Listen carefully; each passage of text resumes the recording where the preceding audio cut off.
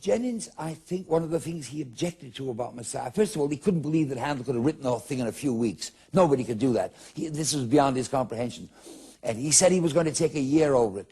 Well, Handel would have taken a year if he needed a year, but he didn't need a year. All 18th century composers were very self-disciplined.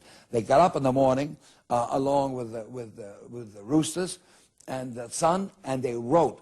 And they had an absolute iron discipline.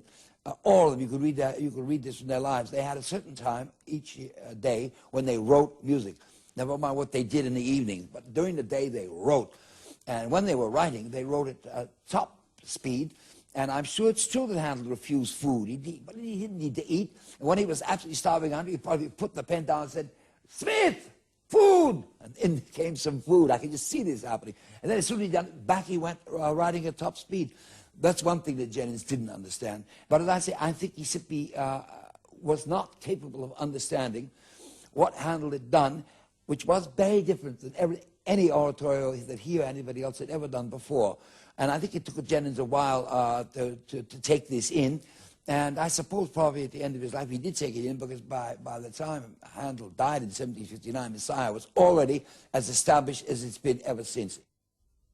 With its popularity came the changes to suit the changing fashions of the day.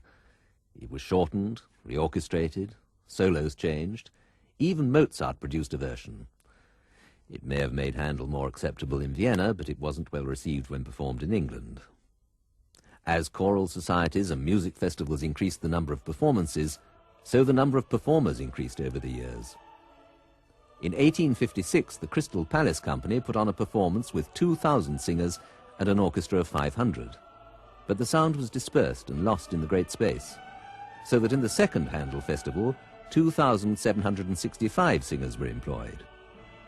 The climax came when the orchestra numbered 500, the choir 4,000, and the audience 87,769.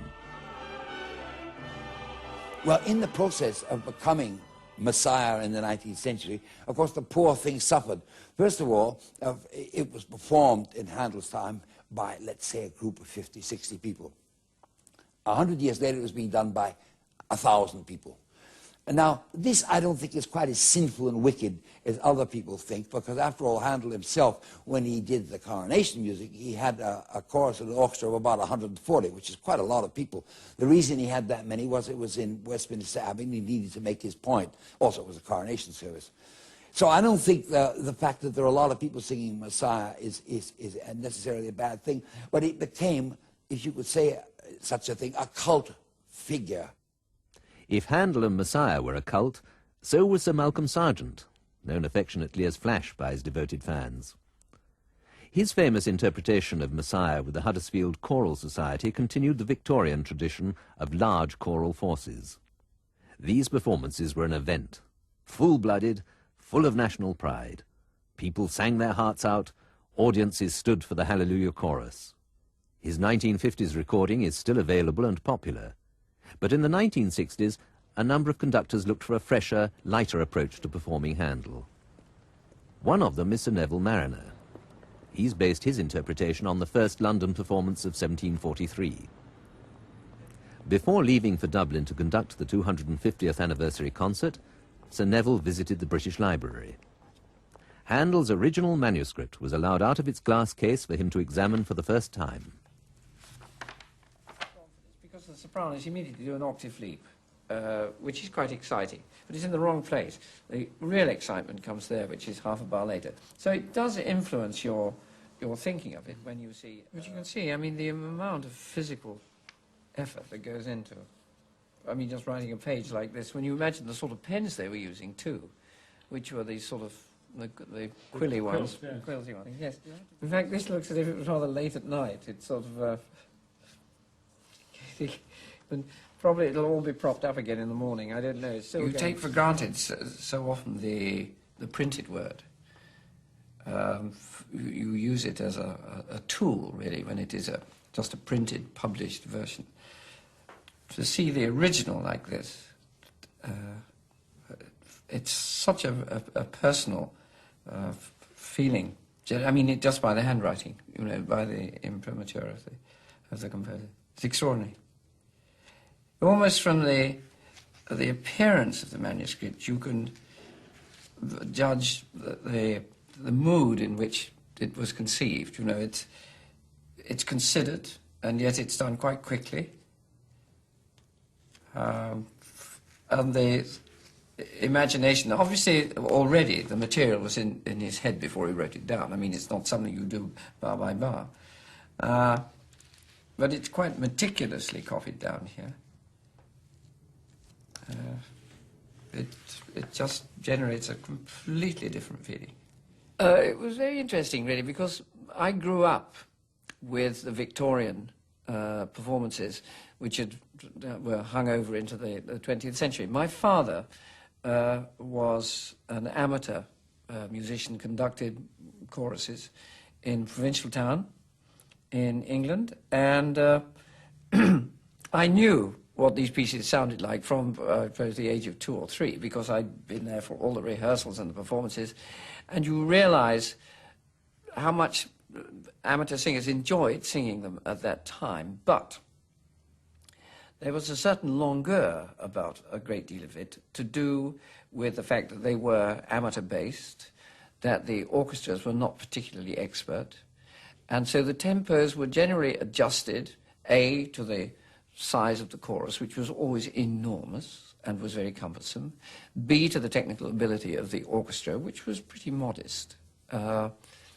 and C, I suppose, to the sort of acoustic in which they were performed, because if things went too fast, you just got a babble of noise, particularly because the forces were so large.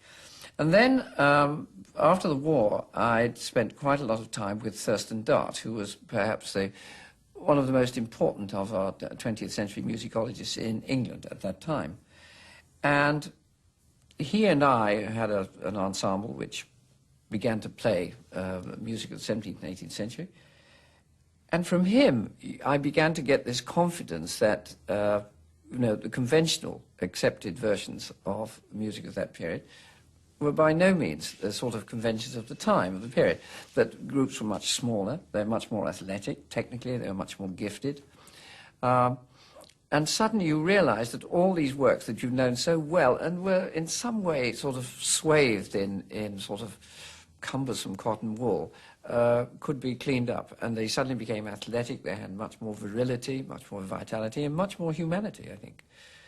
And the Messiah just happened to be one of the earlier works that we'd recorded, but I think my attitude to music of this period had already been set by then. Or I will intend to give the performance that I would give in a church atmosphere or in a small concert hall. Anyway, that part of it is not going to vary.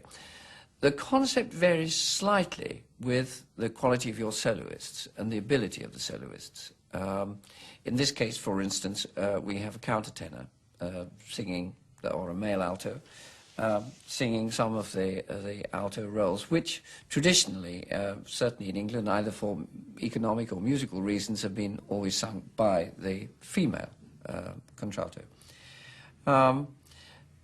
Otherwise, I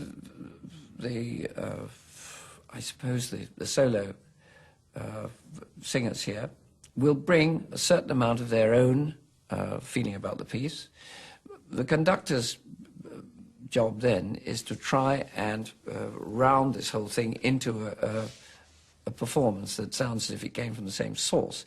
You can't allow soloists too much freedom to have their own interpretation. With the chorus, you can control that very well. And the Academy chorus has been very much tailored to suit the Academy orchestra. Their articulations are the same, their tempi are the same, their dynamic differences are very much of an equal balance. So that our performance will be, we hope, 1 or 2 steps ahead from the last time we performed it. I mean, this is what happens with every performance. You can't perform without learning something, and the next time you hope that you remember what the shortcomings were. My personal favorite of all Handel's music oratorios is Israel and Egypt. I think this is just fantastic, but I would not be a good critic if I didn't say that Israel and Egypt was flawed. There are too many choruses, and too many choruses of the trumpets and symphony. Your ears are like this after a while, and there's not a proper division of arias, so that for all its magnificence, there's something lopsidedly grand about Israel.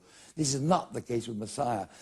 Messiah is perfectly poised. It's got airs, it's got grand choruses where they ought to be, and it's got also an underlying system, which I'd like to tell you a little bit about.